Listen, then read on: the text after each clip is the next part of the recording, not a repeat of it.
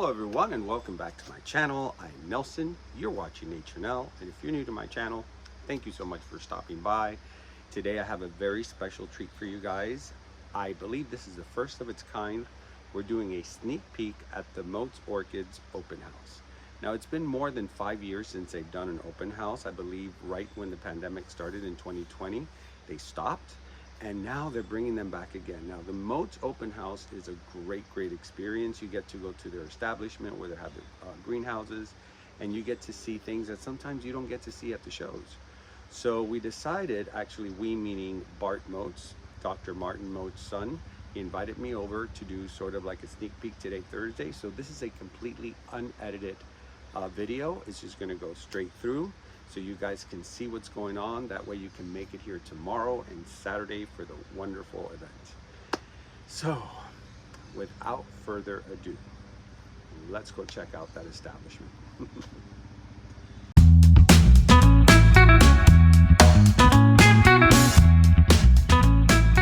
Everyone's ready. Okay. Okay. All ready? Hey, so the story of Motes Orchids. Well, you know, I've been growing orchids, man and boy, for about 70 years, and like everyone of my generation, you either went to Canada, you went to Vietnam, you went to school, and I went to school, and that took me away from it for a little bit. But you know, I had the opportunity. Well, I made the opportunity to come back to Florida because, you know, when you're a native Floridian, those Ohio winters are just beyond belief. So I came back and reestablished Motes Orchids. We still had a few of the plants that my father had kept alive for us.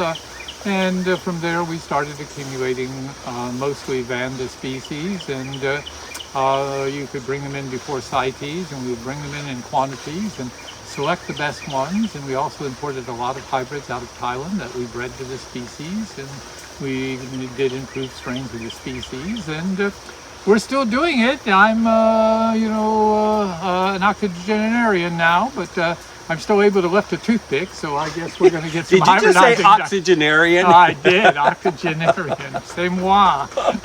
Just 80 years and counting. Well, let me tell you, this place is just incredible, and what you brought us through so many years of hybridization and such incredible crosses that are gonna, I mean, those are legacies. They're gonna live forever and ever through us collectors, and really we thank you for doing that, for being one of the pioneers. We're hopeful that now that we have a new lab technician on board, we're going to be able to clone a lot of these selected ones and distribute them to folks like you who will keep them alive and keep the tradition ongoing. So we'll take a look at the lab later. The Yeah, lab where it all happens. And the lab technician, who is really incredibly good, Maria Brym, and you'll meet her. And yeah, so it goes. We're sort of at the launch of a new stage. We'd been hoping to do the cloning for a long time, and unfortunately, the first person we hired was not really the person we should have hired. In any event, we've had a long road, and now we're doesn't it always happen like that? We're producing really cool stuff, so we're really excited about that. And yeah, great new hybrids coming along, and well, improved I'm excited species, about that. And we're proud of our species. Yeah, yeah, that's it.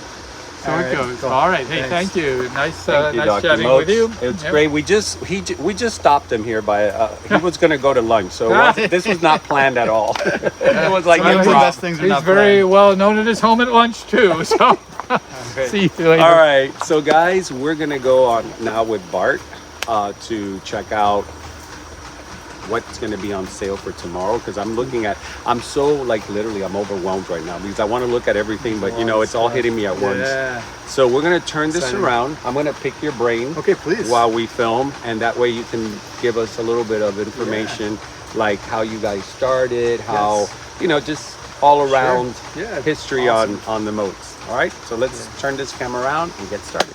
Awesome. All right, guys, so we're going in through this wonderful jungle. We're going to start with something sexy to start with. Sexy orchids is what we love. Orchids. This guy's some Ooh, dark ones. that is very sexy. Wow, look at those tones. How deep. Yeah. Did you guys previously put this in an email? I think I caught an email. So if you look around, you see Now we have a lot of these guys. So you may have seen one, but not necessarily that one. This has been our big focus for the last few years, has been growing, breeding, and attempting to mariclone these plants because we know everybody wants them. They are beautiful. Yeah, and so we've had some setbacks, but now we're have them in coming along in production, and we're very, very excited about that. But And what are they all ready for sale, or? not these guys. These are kind of like our prototypes. Okay. But I hope by the end of the year we'll be able to take pre-orders for mariclones of some of these guys. We want to make sure that they're stable when they're proliferating and all that kind of stuff. And also at that point, we're going to be ready to sell some of the siblings, right? Which may or may not be this dark, but they'll give people a chance if they're interested in that. And also some of the select really dark plants will be available, but unfortunately, they're going to be really expensive, right? Like the initial kind of wave of the plants is going to be really expensive. But what our hope is that we're going to be able to mariclone, make the mariclones available to everyone at reasonable prices, so everyone will have an opportunity to have one of these spectacular plants. Are those the same one right back there? So there's a few different generations. Because I want to get a really good close-up of it, because sure. this just, you don't appreciate the color unless you're way up close. Look at that. Such a deep purple. Yes, this is not even one of the darkest ones, but the form is really nice. So this is a candidate to be maricloned. It is really gorgeous. Yeah, thank you so much. It looks very fragrant too. They are. I don't know if this particular one is fragrant, but in general, I'm going to let the record show I'm lifting it up to Nelson's nose. Oh yeah, it smells very good. It has a little bit of that Mimi Palmer. Yeah. Well, there's bergamot. A lot of tessellata in them. That's why. Okay. So if we walk back this way. You know, I was saying in a video that I haven't released yet. It's a home visit. And when I go to these home visits, I know how to walk through a collection because I have one. And I always say, us orchid collectors, we know how to walk through one. We know how to go sideways, go squat. I have to give the lecture, right, about like watch your step and all that stuff, but I know that you know. So I really want to show you, we had talked about going from the whole process. I think we'll just go. Wow, this is beautiful. Yeah, thank you. And see dark ones. I wanted to see if we had a seed pod here, because there's one back there. Do you leave your seed pods? Do we leave them? Yeah, do you leave them? Oh, you mean if it's a volunteer? Yeah. It depends. If the plant is, here we are. If the plant is kind of weak, then you want to take it off. If not, it doesn't matter too much. But the bigger question is, the question people usually have is like, oh my gosh, like my plant developed a seed pod. What should I do with it? And the answer is, unfortunately, it's probably not worth the investment to do anything with it, because it's a volunteer. So we don't know if you have multiple things in bloom in your orchid collection. You don't know where the pollen came from. You know what one of the parents is, but you don't know what the other parent is. Very true. And so because it takes about 5 years for these plants to go from a little itsy bitsy seed to a big plant, and you have to have a sterile lab environment to sow the seed and everything like that, it just really doesn't make very much sense to allow a little bee or another little insect to make decisions for you. You know why I'm asking? Because sure. I'm having wild orchids grow in my yard. Okay. But they're all grams, grammatophyllum. Right. And I spoke to Julian at Kroll Smith. He says, what you have is wild grammatophyllums growing off your tree. Apparently the fungus that's in there, and the seed found a way to germinate. Yeah. And they're growing. So I started leaving everything because I used to take the pods out. Right. So that's why I'm asking you, because I was like, is it worth even leaving the pods? Maybe it's just a gram. It's just more of a orchid, I guess, that's easier to germinate.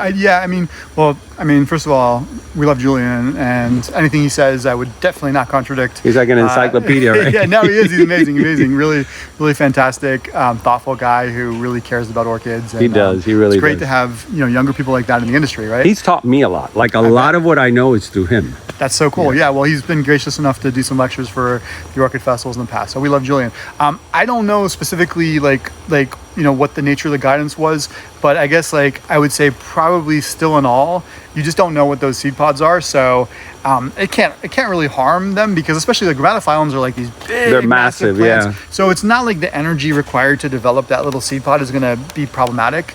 Sometimes when you have these like itsy bitsy little vandas who, like, you know, they're just throwing so much of their energy into that. And we've actually had, you know, we breed for precociousness and for floriferousness, right?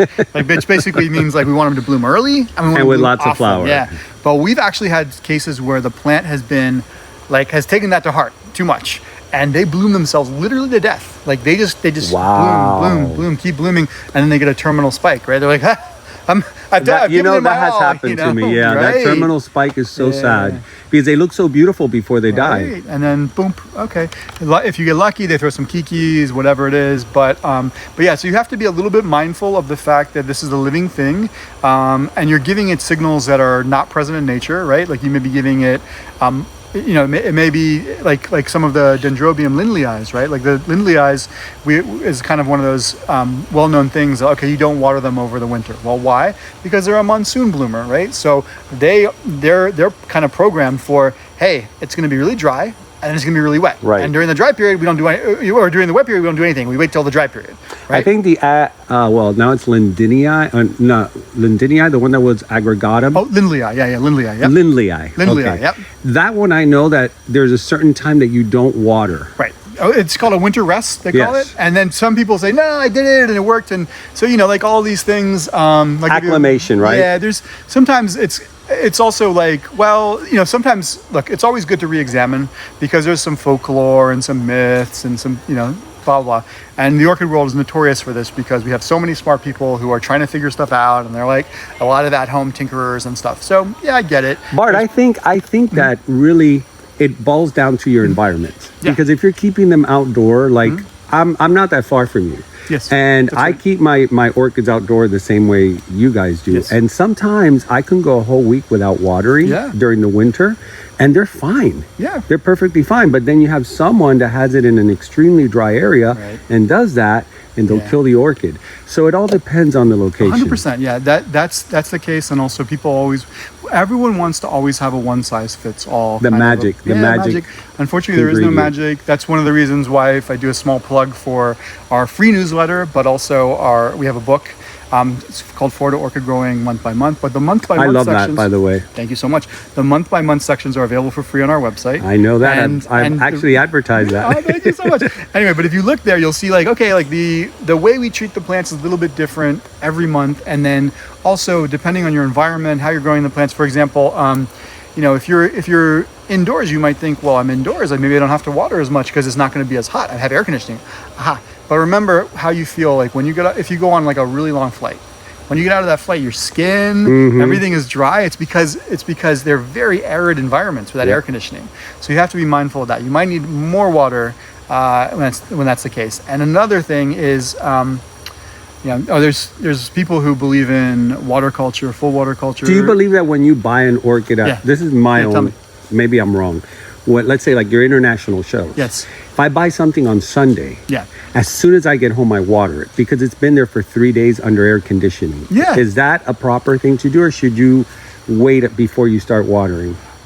So what I would say is we typically don't like watering at night because when you water at night, you're creating a condition where you have potential of water being stagnant in the leaf axils and stuff overnight, and that can lead to better conditions for rot, or worse conditions, but better conditions for fungus and bacteria, Yes. which we don't like.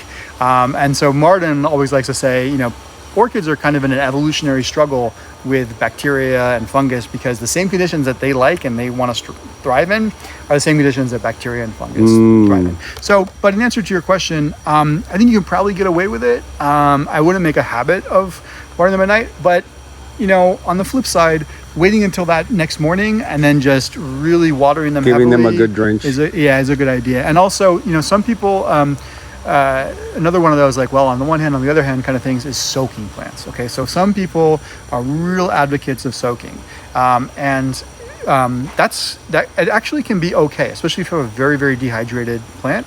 You can soak that plant, and free-rooted plants too. Yeah, but the catch is you just want to soak that one plant by itself, and you got to change the. If you have multiple plants to soak, you got to change the water absolutely, because you can transfer. I mean, that's the best way. You're basically creating like a super petri ground. dish of bacteria and virus. Exactly. Yeah, no, exactly. Like, I got the flu, I'm gonna go out clubbing. It's like, well, okay.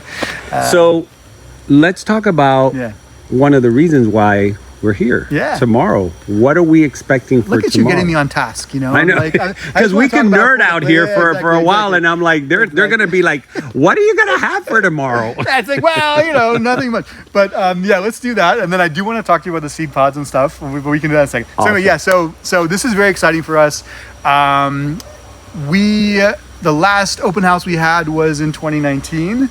Tomorrow we're going to have our first open house in over 5 years.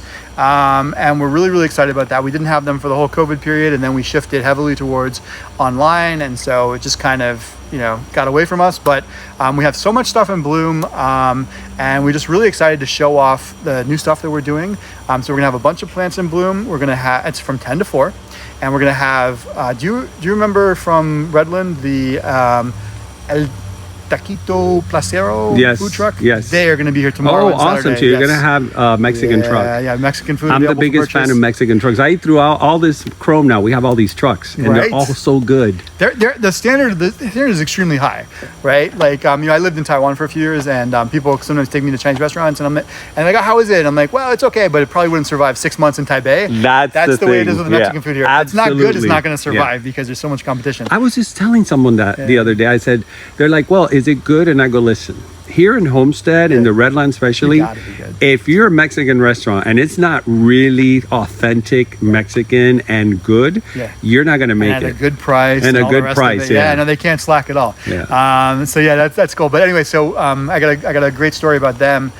They have these al pastor burritos, favorite. And I had one of them, and I was like asking the gentleman, Henry, it's him and his wife, and they're just really, really sweet people. So I said, hey, you know, this is incredible, but it's different to the other al pastor that I've had before. And he's like, well, this is from my grandmother's recipe from the center of Mexico. And that's one thing we don't realize about Mexican food is it's very regional. It's generational too. Yeah, it's very generational, and they don't share their ingredients. Every food truck is a different district, so you get to try different things. Okay, you're making me hungry. Let's go back to orchids.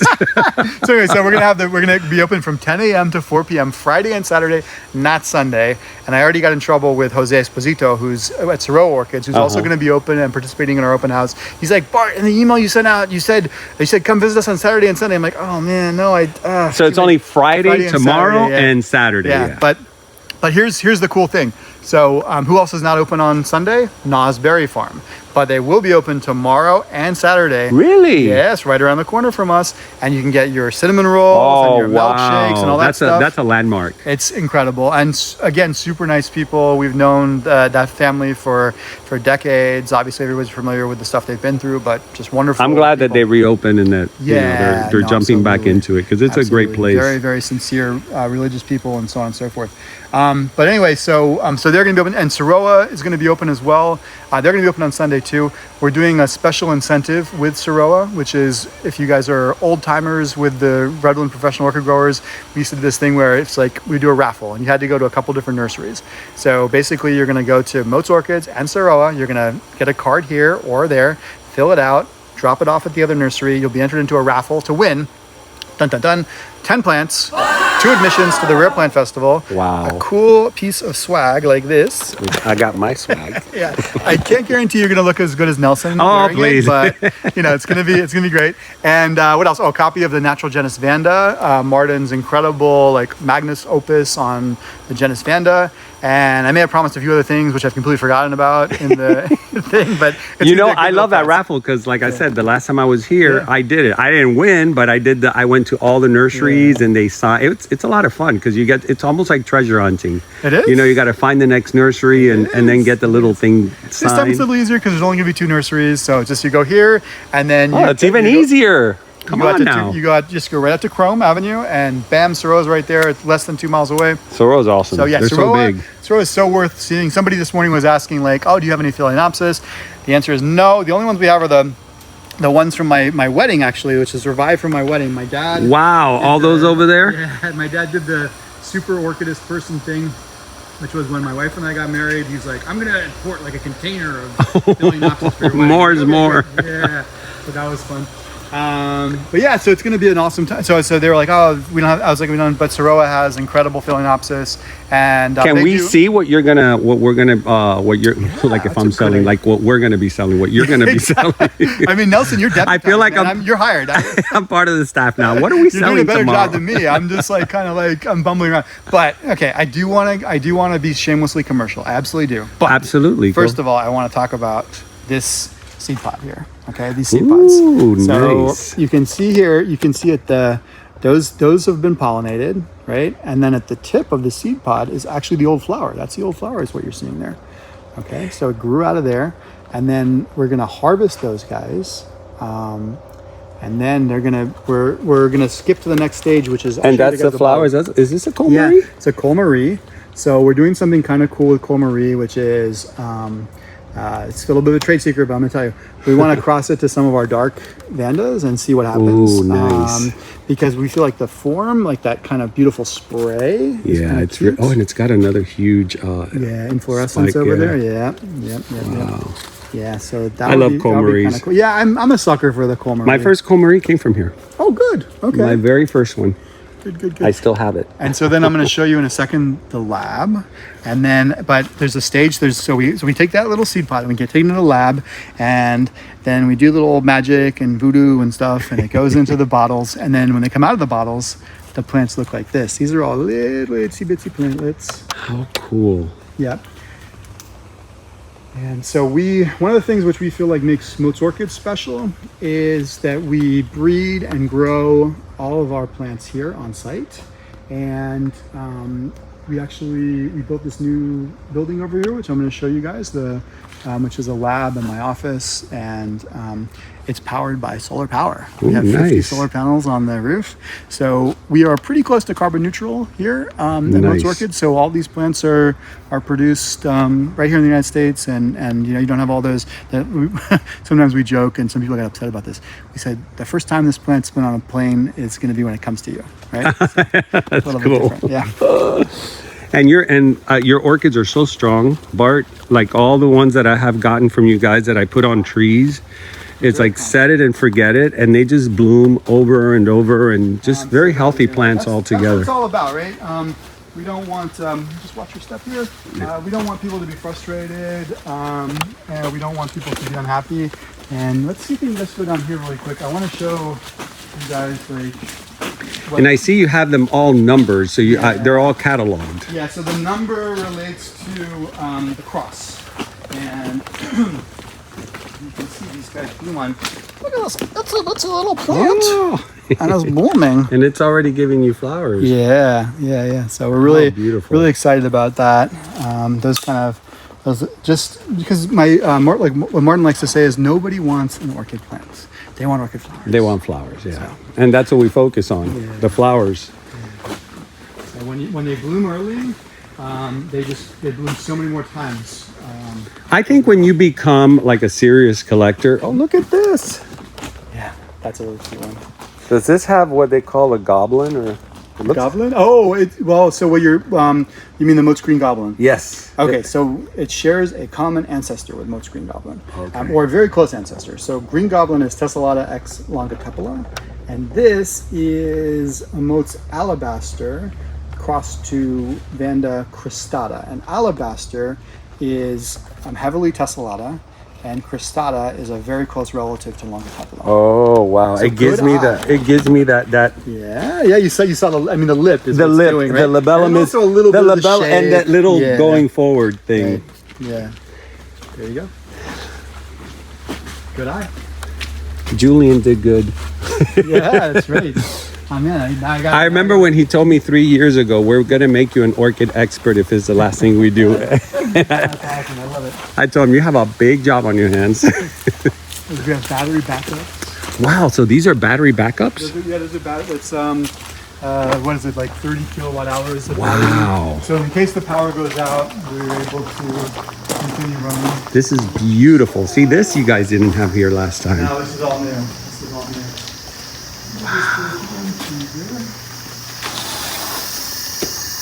This is amazing.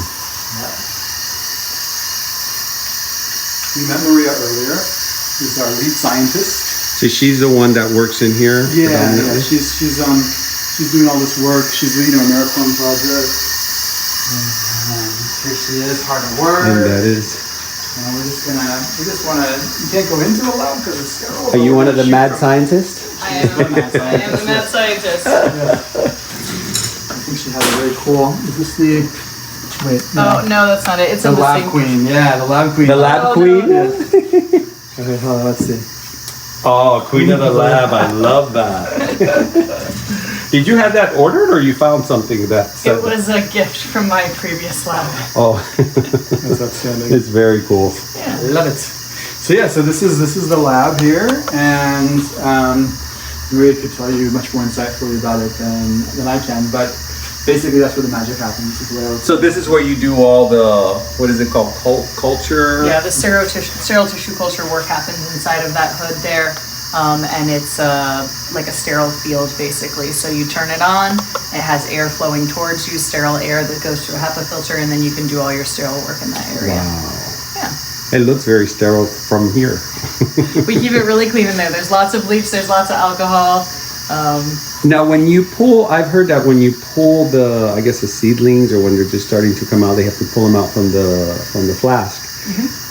Is it dangerous to touch the edge of the flask? I heard a story like that when you're pulling, if you touch the edge of the glass, you contaminate it. Yeah, you can end up contaminating. Actually, I was just talking to Bart about that yesterday. So I started in this lab using an ethanol lamp to take the glass and completely, put it under fire before we put anything in, and then before we put the cap back on, if we're done with the bottle and we'll still be using it, I reflame it again and then pop the top on it, and it keeps everything.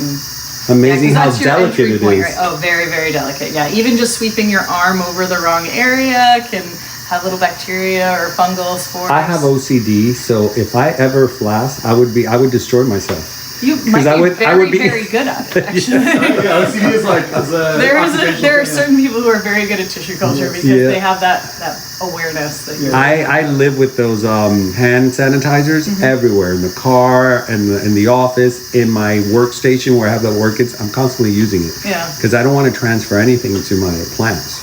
Yeah. And to my animals. Speaking of little flasks, let's show the nice people the beautiful little flasks that Maria has made. Can you purchase this weekend? Ooh, oh, that's right. You did say you were selling flasks. And then we'll go around this way because it's a little tight there. So we've got these little guys here now. Nice cute little labels on them. They're so cute. Some of them are a little bigger than others. We got some nice ones here. So. Now, what is that? I'm trying to read it through the lens. It's it's a Lubekenses. by Suavis. Wow. Yeah. The leaves don't look like the Lubekenses though. Usually they're like spaghetti style. Well, when they're really little, it's kind of hard to. They don't develop like that. Yeah, I mean, it's hard to. The morphology doesn't really Develop distinguish until they're bigger. In my So experience. these are the ones you're going to be selling? Yeah. Wow. So guys, if you want to take a chance on this, I have friends that do flasking, so I'm sure they're going to have fun with Roxy Orchids 360. Right, our friend Roxy, yeah. She does flasking very well, and I was so impressed when I did a home visit. I didn't realize. Yeah, She walked right by it like, oh, she does all the beautiful like the baskets. and Yeah, all her that baskets stuff. are And amazing. She gave us a wonderful Christmas ornament of Karina Motes one time. Yes. It was very pretty. Yeah. Her little orchid ornaments. Yeah.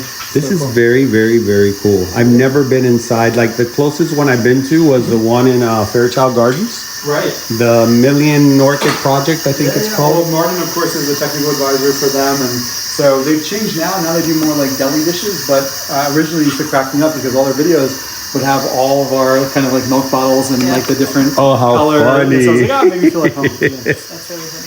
Yeah, so, cool. Well, thank you so much for your Thank you. That was very, very informative. I really like that. The structure here is beautiful, by the way. I'm a big wood person, so What's that? I'm a big wood person. Oh I yeah, love well, things so made this out of wood. Actually, I don't know if you know Mike Hamlin. He has the Hamlin's Casa de Orchidias, or like on the Facebook group. Yes. Very big orchid guy, and he his business is wood. So he supplied us with this wood, and then we have one of our longtime friends is a guy named James Craig Adamson, who you may remember if you're familiar with our orchids. There's a James Craig Adamson orchid named for him. He's an architect who also builds. He's a design build architect. And so he designed the structure and built the whole structure for us. Wow. It's actually a barn kit originally, but then of course heavily modified. And we're really proud of it. My partner will go crazy here because he likes working with wood, but he likes the industrial finish. Right. This is very Well, you got to nice. bring him over. We'll have him check it out. Oh, he wanted to come today, but he had to go into the city. And he was a little bit, he's like, well, you have fun. Yeah, well, anytime, man. I didn't realize you guys were so close. So, that's an electric vehicle. I'm dying to get one myself. I want to get a pickup or an SUV because Well, I need a bigger car. The Ford F-150 Lightnings. It's good? The used, well, I've heard mixed things. But the used prices for them are pretty good. And then, of course, the Rivians, which are very expensive, out of my budget, certainly. You know, we rented I think it was a Volvo electric. Yeah, it Oh, yeah, was, that's a Volvo back there. It's a Polestar. But that's basically it. Volvo. The Hey, SUV. how's it going? Mr. Jim, Hey. fancy seeing you here. Good to see you. Hey, How's how's it everything? going? Very good. Speaking of another lab guru, Yes, he is. Jim allows to do some lab work and help us out with other stuff. So, I don't know much about you. So what do you do? yeah. Where's your party girl, Rachel? She only goes to the shows. Yeah, she's taking care of kids. Yeah, that can be time consuming. I love Rachel. She's so much fun. She always cool. is happy That's to awesome. see you. You stuff. always know she's there Yes. because when she laughs, Oh, but it's a great everybody- laugh. It's everybody a hears it. beautiful Yes, laugh. contagious laugh. Yeah. Love it. Yeah, it's That's great. beautiful back there. These Oh, are the Lindley Lindley eyes. Is that how Yeah, you the say it? Drogon Lindley eye, yeah. You know, just when you learn the original name, I know. That makes Agregatum, I used to call them agrecums. Oh, yeah. And I'm like, I know it's not an agrecum. Wow, the one that I have difficulty with is Mermacrophilia. That one Am I too. pronouncing it right, Jim? Myrmecophila or Now Myrmecophilia? you're gonna mess me up. It's Mermacrophilia, I think. Now you're gonna get stuck. Beloved by ants is like it's Latin, right? Because you know the ants go. Oh, on the- that's why. That's perfect. Yeah, because they're always on the spikes. Yep. Now I do love these, but I have a love and hate relationship with them. Oh yeah. Yeah, they look gorgeous for about a week, Right. Yeah, that's the way. and then the way. flower just dies You off. have to. Yeah. They demand a lot of commitment, and then they're gone. Are you gonna be selling these tomorrow? Yeah, these are for Everything in sale. this area is for sale. Oh, so we're in the selling area, guys. And Is Jim for sale, or he's just yeah, he's ornamental, strictly ornamental. ornamental? Yeah, and we're gonna have. I'm really excited about. We've got some really cool, like little seedlings. You know, like that we're gonna sell for. And these are actually Miraclones, and then some Bangkok sunsets, like this guy. Now, for our people out there, because I know a lot of people are going to say, "What is Mariclone?" Yeah. Do you want to give a Miracle- brief? Yeah. So, well, first of all, you know, just like you were saying, like they had to change the names all the time and do all this stuff, and like it seems like sometimes it's a deliberate effort to like confuse the heck out of us. Yeah. So, a clone is not a clone in botanical language is not what we think of as a clone. A clone in botanical language means one individual plant, which is kind of goofy. So the word mericlone, I think, was created to distinguish from that. So a mericlone means what we commonly think of like as Dolly the sheep. So the essential problem that you have, the beauty and the problem of hybridizing orchids is that you get a whole variety of things. Let me show you.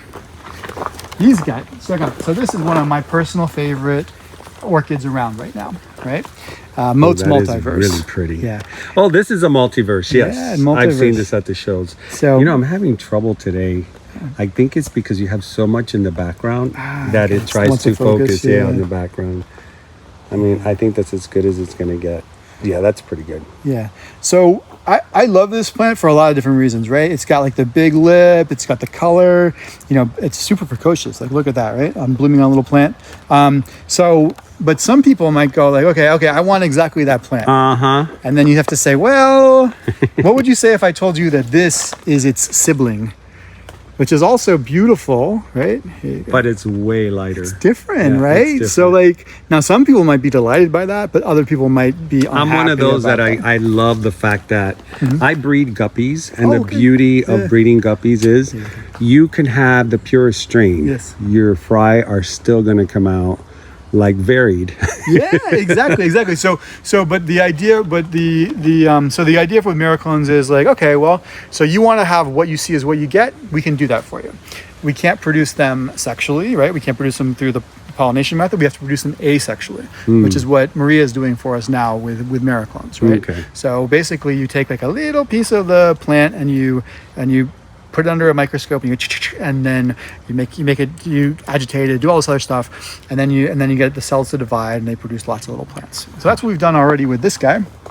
So now again, and the beauty of mericloning is a plant which would this is a Full Fruits Gold.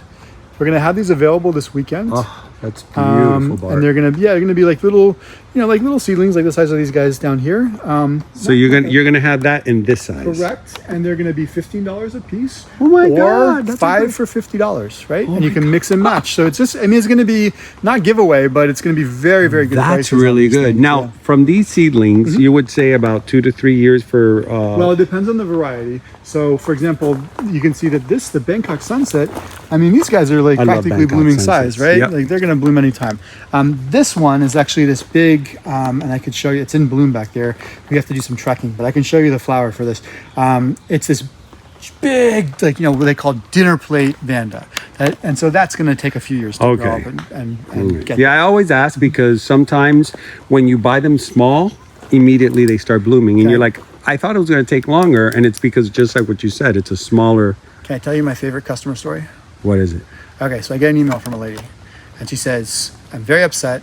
You sold me these plants. You said they were blooming size. They're not blooming size." And I remember the order because I had pulled it myself.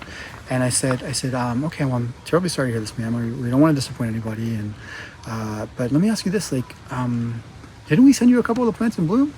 She's like, yes, they were in bloom, but they're not blooming size. So she thought that they were in bloom, but the size of the Well, plant. she had an idea in her head that like a blooming size plant is going to be 3 big, feet tall. yes. But we sent her a plant like this, right, which was in bloom. Oh, and she was expected like, no. a bigger plant. I was like, what? Yeah, and I'm telling you, it's an easy thing to mistaken. Yeah. A lot of people, because like you and I were in this world a lot, so we kind of get a little bit jaded and we overlook certain things that some people. That's why I asked you about the mericlone, because we know.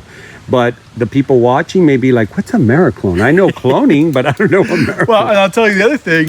When I first got involved in the business, even though I grew up in the business and I thought I knew about the business and everything, I came from a different professional background, and so like I just had like this kind of like business-like mentality about things. So we had these plants that were up on the website, and I said to Martin, okay, like what's the information? I was like, oh, say they're 2 years from blooming, this and that. And so, well, when 6 months later, I did the natural thing. I changed all the descriptions to 18 months from blooming. And then the next thing I did was I changed them to 12 months from blooming. And then one day Martin was like, wait a minute, these are like still 2 years from blooming. I'm like, well, what do you mean? Like when we were selling them, they were 2 years from blooming. He's like, no. we keep putting new ones in, which are smaller, and those are going to be 2 years from blooming too. And I was like, oh man, like, oh no. He's like, yeah, the original ones, we sold those. Those are gone. Now these are new. I'm like, oh. What? You see people waiting. Okay, it's been 2 years now. I know. So if anybody bought one of those plants, I apologize. I hope you've enjoyed it since subsequently. So that's actually one of the reasons why we changed from using the word size on the website to maturity. And so we make a good faith effort to say, okay, like, we believe based on our experience and everything that this is going to bloom within this time frame. And so a lot of things we'll say it's mature, and we'll say to bloom in 2025 or to bloom in 2026, and we feel pretty good about that. I do tell my viewers a lot that if you buy a young orchid, always expect between 3 and 5 years. It might happen before, it might happen after, but just to have that in your mind, because I used to be one that would buy something and wanted it to bloom right away. Right. And then it wouldn't bloom for like 2 years. And then I would, like the one I called the Grecum, the aggregatum, Dendrobium lindleyi. Yeah. No, lindleyi. I have one that I've had for 5 years. Right. Never bloomed. Right. It just bloomed this season. Well, so it must have been a very, very young one when I got it. Also, though, I must say, like, so it also depends. We've had climate change with all this stuff, which is one of the cold weather has really affected. I mean, the cold is good for spiking. So probably if you have had your plants exposed to the cold, you're going to see some great blooms soon. But it also kind of throws things off. Like, so for example, these Dendrobium lindleyi, formerly known as aggregatum, last year we didn't have any in bloom, like hardly any. And some of them bloomed later. They were thrown off because the winter was just weird. And you also remember that last year we also had extraordinarily hot. Yes, that record-breaking heat. Yeah, which is why we've moved the Redland International Orchid Festival to October. I mean, if you would have played the lottery, it wouldn't have been that close. I know. You did it right on, and it was the hottest day of the year. I was like, such I can't a bummer believe because this. we had the issue it's just one of those things where it's like you try to fix the things you can, and then, but nobody has control over that. That's exactly. I mean, we had a record-setting crowd in 2023, and the only problems we had two problems. We had parking, and we had getting people in fast enough, and we've solved both of those problems for 2024. And then bam, the heat. You get the heat. Like, oh yes. Man, so probably Murphy's Law this year. It's going to be a cool man. Every week's going to be like, you guys are idiots. Like, why did you move the thing? But we had people falling out, and we didn't feel good about when you put on an event, you're responsible for everybody. No, and right? there's risks that are going to happen environmentally that you can't control that. Yeah. So if you were waiting for the Redland International Orchid Festival, though, here's a plug. Here's a crass commercial plug. Go to the April Rare Plant Festival, which will be indoors at the same location as Tamiami, and we're going to have a lot of the same vendors, but also some other cool, interesting vendors. Like we've got a Colombian orchid grower, Orchidias de Valle. I'm going to mess up the name, and they can't come in January for Tamiami. Why? Because the Colombian government, the government officials don't like to work over the Christmas holiday. So they just don't process any of the paperwork. So there's no permits or anything. So they're able to come in April, though. So there's going to be a lot of cool stuff. That's going to be fun. That we're really looking Rare forward Plant to it. show is going to be really good. It's going to be exciting. So you're going to have the Rare Plant show in April. Yes, sir. And then in October is the Redland show in Tamiami. No, it's going to be at the Fruit and Spice Park. Oh, it is going to be in the Fruit. So that was the thing, because we went through this whole process, and we were like, and trust me, there was a lot of debate, because I'm the son of a strong-willed person. I am married to a strong-willed woman, and I am not a shrinking violet either, right? So we were like, kind of like, what are we going to do, And what we decided, we were like, okay, well, what do people love the most about Redland? Like, it's been going on for almost 30 years. We don't want to like mess with it arbitrarily or capriciously. That would be bad. But we have a problem. What are we going to do about the problem? And so the biggest debate that we had was, do people care the most about the fact that it's that time of year, or do they care the most about it being in that location? And what we felt like was that the specialness of the event is mostly the location. Absolutely. And so we're like, okay, let's do it in a cooler time of year.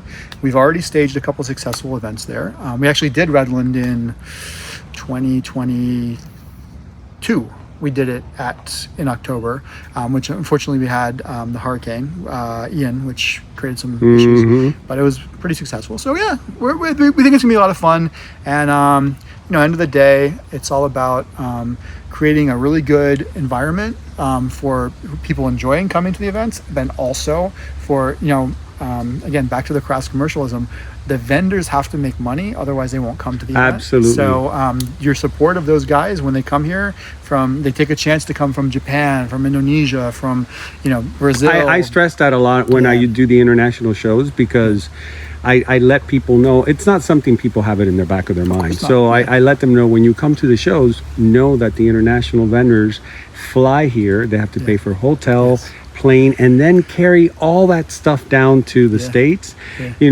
Give them some love, so that way they don't have to pack everything back and take it with them, because they need to make money. If not, we won't have those shows. Exactly. So I always try to clear people's minds so they get an idea how it works. Is when you see a show, nobody knows what you have to do just to build that show. It's a lot. Like I said, it takes a village to put it together. Yeah. So we're the very fact, fortunate, but yes. the fact that you do this every year and you do two We're doing of them, 3 now. now you're doing 3. Yeah, it's crazy. It's crazy. Well, that was the thing. The Rare Plant Festival was like a COVID baby, and we had done the show in October because of COVID postponing things, and people were like, "Okay, great, now you're gonna do another Orchid Festival," and I was like, "No, absolutely not, no more." And my wife was like, "Well, we could do a Rare Plant Festival," because she's really into. My wife is an AOS judge and super smart, and if you orchid stuff, all that stuff. But she's become a trader to orchids. But she's into succulents, and I'm getting into cactus aroids. now, so cactus. she and I should I'm talk. telling you, it's hard to resist. So she was like, "Let's do rare plants. It's gonna be a lot of fun." I'm like, "Okay, fine." I think it's great. Yeah. So show me more. I want to see more. Sure. So let's look at all these wonderful plants in bloom. We've got a ton of plants in bloom. These are this one is Vanda Hokin. This is named for a super Vanda enthusiast and a friend of ours, and I love this. It's a primary hybrid. It's very floriferous, and it's fragrant, and just kind of pretty. We got a lot of those guys. Yep, Vanda Hokin. I love your tags, by the way. They last forever. Thank you. And they're easy to read. Yeah, well, those tags, we've had those same tags for a long time. There was only a brief period where we had to get purple because we've had them for so long that the people who made them retired before our contact. And then we had this brief, unhappy love affair with somebody else, making tags. And then we finally found our true love again. And so we've got back. They're easy, and as soon as you see them, you know it's from you guys. Yes, exactly. But it's a beautiful flower. Yeah. That's a really pretty flower. These are one of my personal favorites. Also, like I said, the multiverse. Now, these ones we're not going to have. They'll be priced individually because they're all going to be in bloom. But we have a bunch of them. Of course, we're gonna have some really beautiful dark. Look at that! How beautiful. Dark purples, which everybody loves. These plum-colored orchids, you never go wrong with them. Yeah, the vividness. I personally am really a big fan of. You see that lip? It's kind of like a two-tone lip. So you have pretty strong color there, but then that lip is just adding a little bit of extra zzz. Yep. So we're gonna have that.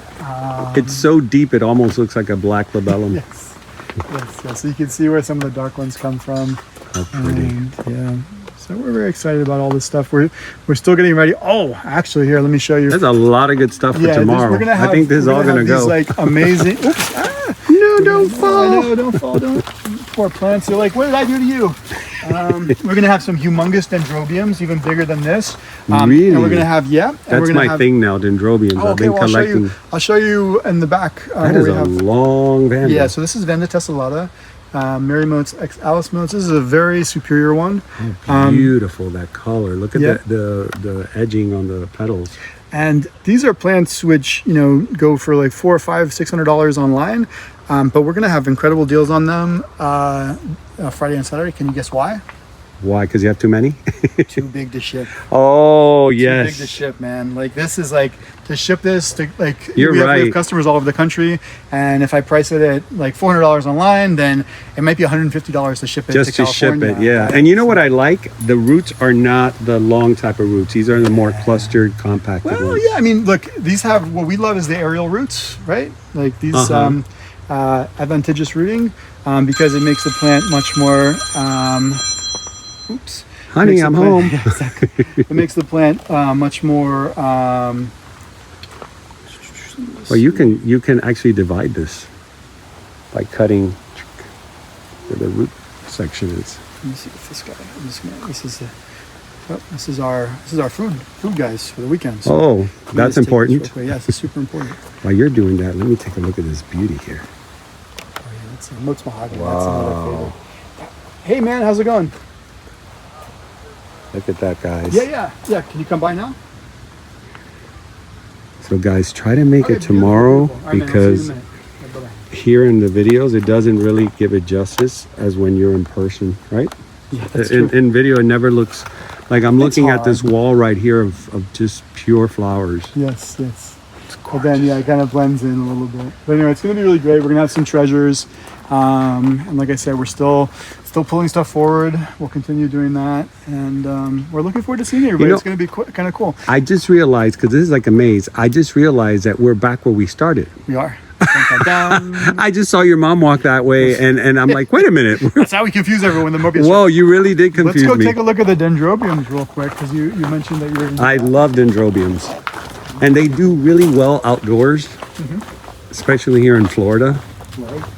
With this cold weather, they just went spike crazy. Well, watch your step here, because there's hoses and lots of things to trip on. It wouldn't be my first time falling on video. I was sitting one time in a chair and the chair broke while I was explaining This tutorial. is blue Towerden, and you might say, well, why is it blue? And like this is kind of more pink and magenta. Well, it was named for a person whose name was Blue. Oh, okay. One of my mom's friends, and this is one of the two parents of it's Purple Rain. It's beautiful. And this one's, again, That this is purple. yep. This one just got an AM, and that is Motes Singularity. Motes I reveal Singularity. now for the first time. So this is kind of like my dad's playground. This is not really so much the commercial section. It's a whimsical paradise. Yeah, exactly. And we have a bunch of Myrmecrophilas back here. This is actually one that everybody loves. This I is was looking at that when I Tiffany's walked Tiara. in. That's so pretty. We probably That's have a some of those perfect for name sale. for that. Yeah, very Tiffany, popular. are you selling We're gonna this? have we're inventorying, but I'm hoping to have some for sale this weekend. Oh, it's gorgeous. Yeah. Let me see. She has a fragrance too. A pretty fragrance. Cool, there we go. And then we'll have those big old dendrobiums over there. We'll have those guys for sale, like Dendrobium mable and some other dendrobiums. So, yeah. What is this? This one, is this the one you were pointing at? No, this is a Myrmecophilia. This is Myrmecrophilia. Myrmecophilia. I know. I'm gonna By the make you time you screw up the leave, name. my pronunciation is gonna be back to being messed up. I'm again. sorry. That's okay. It's well worth it. So what did you get from Nature Now? Yeah. Bad pronunciations? Exactly. Yeah, 26. This is, I think, a little Farina Motes hybrid. I love because it's so small. Yes. It's not a massive. So some of these guys, like the Motes Longshire, they have like 8-foot long spikes. I had this guy in England. He was like, I really love Myrmecophilas. I'm like looking for some. Do you think that the Motes Longshire would do well in my apartment? I'm like, well, sir, like, I hate to break it to you Apartment? like this, but it's like an 8-foot long spike, and they're really sun-loving plants. So I know. I advise you to get go in a that all the different time with direction. Vandas. Do you think a Vanda would look good? I had this one person. I felt so bad. She lives in New York in a high-rise, and she bought. My God, what's the purple one called? The Vanda, the very famous one. That's purple. okay. Oh, maybe Pachar's Delight. That one, Pachard Delight. Well, Yeah. she bought a Pachard Delight and put it in her apartment on a wall. Okay. Well, that's tough. And she says, it looks so pretty there because, of course, she bought it blooming. And I'm like, yeah, that's the last bloom you'll see there. Yeah. But anyway, Oh this is my what we have God, for look people at up north. You know? This is, That is adorable. What is this? it was Vandas Costalis Motes Quantum, but now it just got changed to a Vanda. So it's Vanda Motes Quantum. That is adorable. And they're really cute little things. And they bloom on little itsy bitsy plants. And this is kind of what we think of being good for northern growers like your friend there. But do you have blooming size? No, just kidding. Yeah, no, not blooming size, just with blooms. It's It's just with blooms. very different. Very different. My God, I could get that's a good lost in callback. here for days. Yeah. So if you don't see me in a little while, I might still be here. Great. You'd be like, wait a minute. What are you doing here, Nelson? There you go. Oh, look at this. Oh my God. Oh, It's like everywhere you look in here, it's eye candy. Yeah, this is a newer hybrid, Vanda Motes Bluebird X Vanda cristata. That is really pretty. Yeah, I'm a fan. I love the combinations of the purple lip and then that cranberry rusty color on the sides. Yes, good stuff. Very beautiful. Good stuff. All right, this is Carmela and Maria who work with us. Hi, how are you? And Carmela's Maribel's mother. So that's the mom. That's you were telling me that the whole that's family mom. works here. Yeah.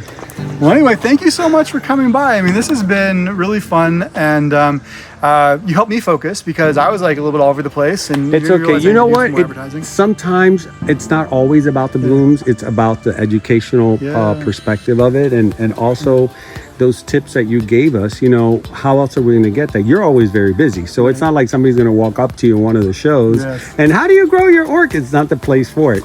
So the fact that we were able to get that here, I think it's very special. And not only did we get enough plants to show and enough orchids to show for this weekend, but we also got your dad on film. Yes. Which we didn't know. We didn't even plan that. That was awesome. No, that was great. And we got a lot of tidbits from you on history and how you guys have grown. And plus the lab was the icing on the cake. I'm so glad. And Nelson, don't edit this out, okay? Because Nothing's everyone needs to edited. know, everyone needs to know, how generous you are with everyone. Oh, thank and how you. you are so supportive of the industry, and we all owe you a lot. So Thank you. I love doing what I do, and when I started doing this, it was also what you call a COVID. What is it? COVID baby. Yes. So this channel is a COVID baby. It was in 2021 in the beginning when things started kind of softening up. Yes. And we finally had the first event in Fairchild outdoors. Remember that? Right. Yes. So I said, you know what? I'm going to record it. I'm going to do the whole weekend. I took the whole weekend off from work. And I said, things are so slow now that I might as well just do this. And that's when it was born. So, things sometimes through tragedy, great things are born. Things happen, for reasons, No, absolutely, So it's great. So we're really happy, and thank you so much. And speaking of the tidbits, one of the opportunities people will have this weekend, or this Friday and Saturday, I should say, is to hang out and talk to Martin and Mary. And we're not going to be doing classes per se, but Martin and Mary will be available to share their brains. wisdom. There's a lot of wisdom there. It's a lot of fun. Right. Bart, it's been amazing. Thank you so much for inviting me over. And I will see you at the next event. Tomorrow and Saturday, and then in April for the Rare Plant Festival. All right. All right, buddy. Thanks.